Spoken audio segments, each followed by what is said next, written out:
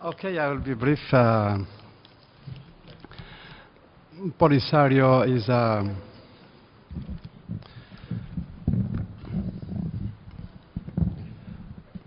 Polisario considered that United Nations efforts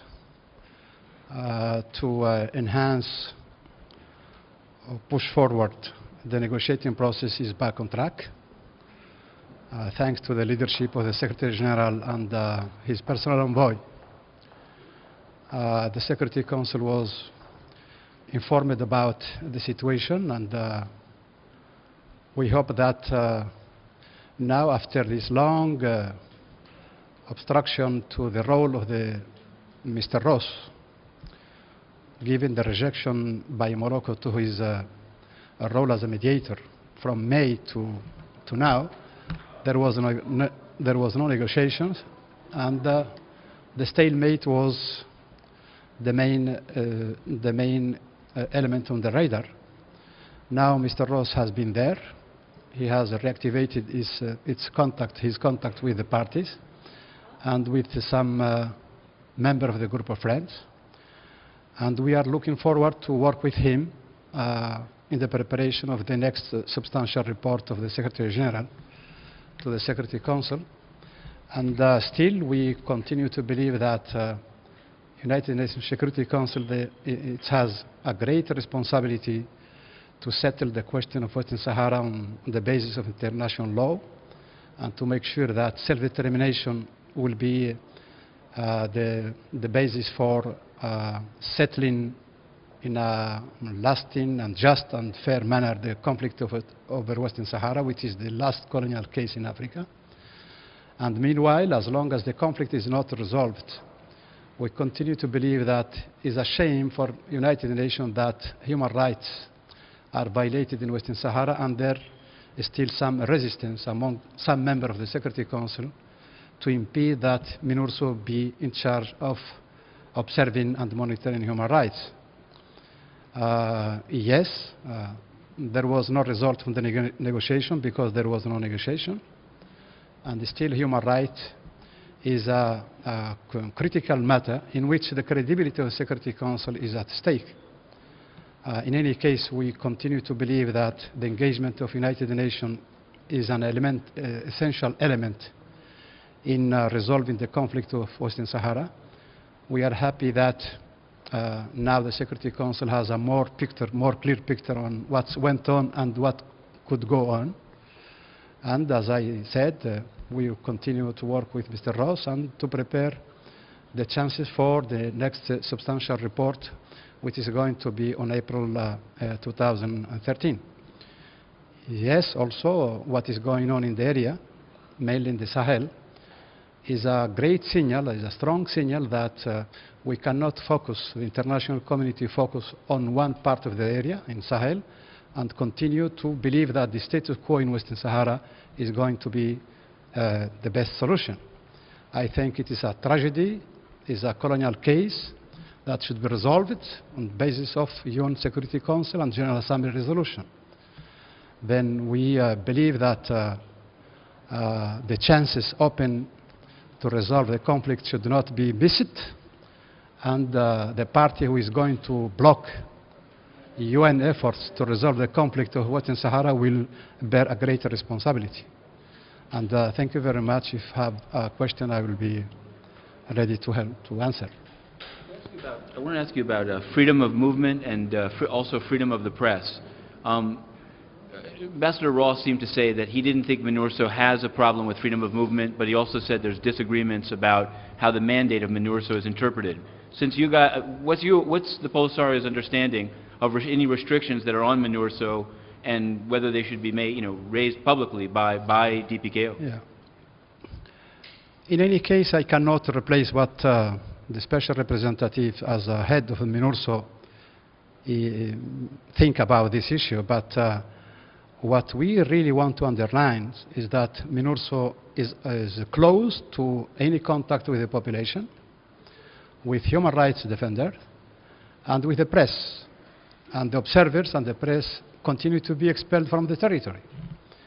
Then what is the point of having a UN peacekeeping operation in the territory without a credible contact with the international community? And that is the case, it was the case, and it still is the case. Then the Secretary General, in his latest report, has underlining this kind of challenge that are affecting the credibility of MINURSO as a peacekeeping operation. Then it is not in favor of the UN Security Council credibility to keep MINURSO as more or less a secret operation.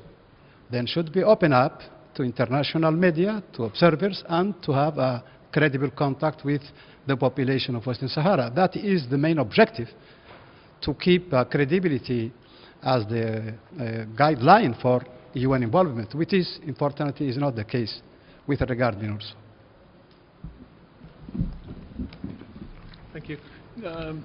Ambassador, do you see any spillover from the Mali dispute in Polisario territory, and what does the Polisario think of a potential invasion of northern Mali? We share the same, as a full member of African Union, we share the same analysis and the position to deal with this crisis. In any case, what we can say that the international community should not focus only on the Sahel and to sacrifice the future of the Maghreb, which is really waiting for the resolution of the conflict of Western Sahara. But both elements in this regional structure is sending a clear message that we need more regional cooperation to resolve economical challenges and security challenges. Then as long as the conflict with the Sahara is dividing the member of the region, and there is clear an attempt to annex by force the territory of a full member of African Union, then there will be the coordination, the regional coordination is really limited, or if I can say even cannot exist. Then a peaceful and just solution of the conflict of Western Sahara could trigger a more regional integration in the Maghreb, and that can help also to make regional effort to resolve crises like what is going on in the Sahel. I just want to finish something kind of factually. During Ambassador Ross's visit, there were these reports put out of violence either near or, he said he didn't see it, he only received reports of it. What was Polisario's understanding during his visit to, of what happened with protests and protesters? Yeah, the report we have directly from the population in Western Sahara is that prior, during, and after Ross' visit, there was a crackdown against peaceful demonstration of the population of Western Sahara.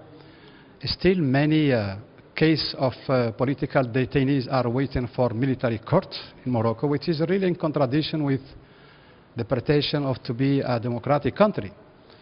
And the exploitation of natural resources, there is a huge a huge violation of international law in many fronts. In this case of Western Sahara, not only self-determination, human rights, but also the illegal exploitation of our natural resources. Then I believe that our friends of Morocco are wasting time and energy. Then if we can resolve this conflict on the basis of international law, it will be better for all of us, including Morocco. We are still open for that.